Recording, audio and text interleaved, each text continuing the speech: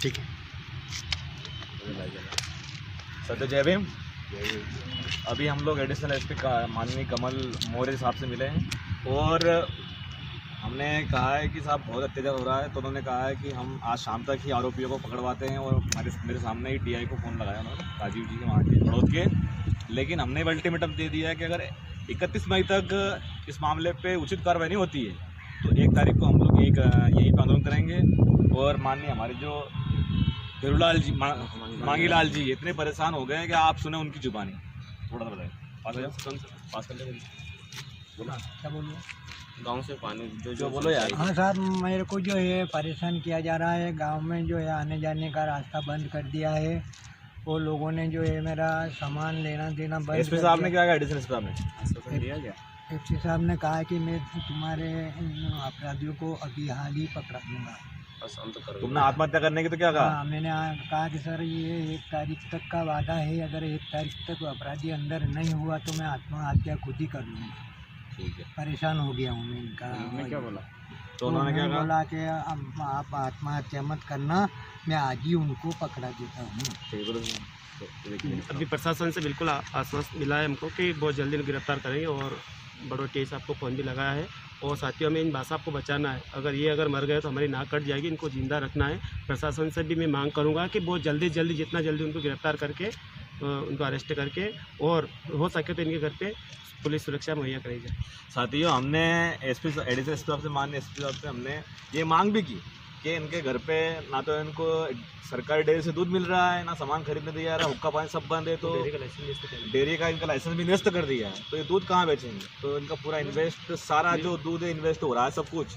आप बताइए क्या करें? हमने ये भी मांग की कि इनके घर पे पुलिस की मतलब 1-2 गार्ड लगा दिए जाएँ, तो वो बात हमारी नहीं मानी है।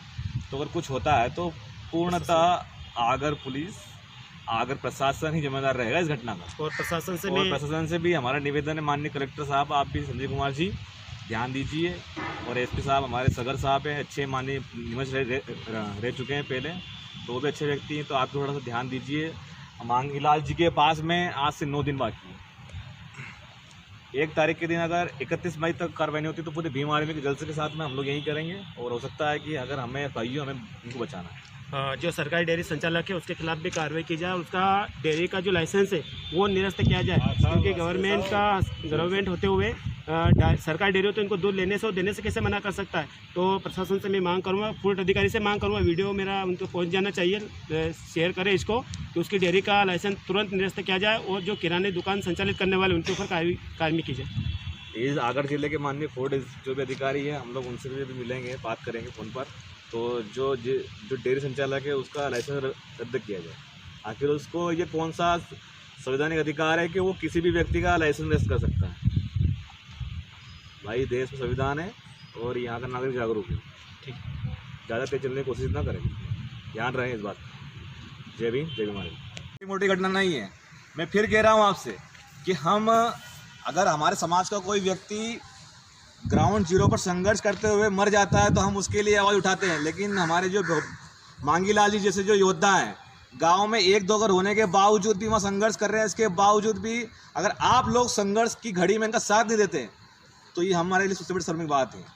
तो हम ऐसा होने नहीं देंगे, पूरा विश्वास दिलाया। एक और घटना हमारे सामने आई है कि उस गाँव के अंदर पिछले 8 महीने पहले 8 महीने पहले इनकी बहू के साथ छेड़खानी की गई थी, लेकिन प्रेशर बनाया गया, वो तब इन्होंने एफआईआर नहीं की, हमें ये बताया इन्होंने। तो हम ये चाहते हैं कि अगर आज़ाद भारत में गुलामों जैसा सलूक हमारे भाइयों के साथ होगा तो ये हम बर्दाश्त नहीं करेंगे। और आगर प्रशासन और मध्य प्रदेश के डीजीपी सम्माननीय विवेक जौहरी साहब, आपसे हमने पहले भी बात की है, हम आपको चेतावनी देते हैं कि आपकी पुलिस को जो आरएसएस के हाथों में खेल रही है, इसको आप हटाएं और इनके ऊपर कार्रवाई करवाएं। अगर 1 तारीख तक 31 मई तक अगर आरोपियों को अरेस्ट नहीं किया गया तो 1 तारीख के दिन इसी आगर की छावनी में, इसी आगर की भूमि में हम लोग जाम करेंगे और एसपी ऑफिस का घेराव करेंगे। ये पूरी बात सुन लें ध्यान से। और जिनको भी बड़े बड़े जो नेता हैं जो इनको डराने का प्रयास कर रहे हैं, इनको डराए नहीं, इनके साथ पूरा बहुजन समाज खड़ा है, पूरा भारत देश का हर युवा खड़ा है, पूरी भीम आर्मी खड़ी है। और मैं अपील करता हूँ हमने लिखित में भी दिया, मैंने ट्वीट के माध्यम से भी कहा है, और आवेदन ये हमने ज्ञापन भी बनाया है आज फिर रिमाइंड लेटर कि इनके परिवार को कुछ होता है तो अगर पुलिस जवाबदार रहेगी, अगर प्रशासन जवाबदार रहेगा, इनके सामान खरीदने के लिए सरकार इनके घर पे सामान भेजे, इनका दूध खरीदने के लिए डेयरी वाले इनके घर पे जाए और यहाँ इनके घर पर 1-4 का पुलिस गार्ड लगाया जाए, ताकि हमारी जो बहनें, हमारी माताएं, हमारी बहुएं हैं, इनके साथ इस प्रकार की हरकत ना हो। इस बात को सुन ले आप ध्यान से, काल खोल कर, ऐसा ना हो कि हमें लॉकडाउन तोड़ना पड़े। बहुत हो चुका अत्याचार, हम सहन करने वाले नहीं साथियों। तो आज वीडियो को आप शेयर करें, और अब पूरी टीम हमारे साथ लगी हुई है और पूरे संभाग की टीम बिल्कुल कर्तव्य रूप से काम कर रही है, और इस प्रकार के जो अत्याचार है हम लोग सहन करने वाले नहीं है। ये हुक्का पानी बंद करना कहाँ का न्याय है, बताइए मुझे आप। अगर हम आपके खिलाफ आवाज़ उठाते हैं तो हमारा हुक्का पानी बंद कर दोगे, और उस पर प्रशासन चुप। अगर कलेक्टर को शर्माना चाहिए यहाँ पे।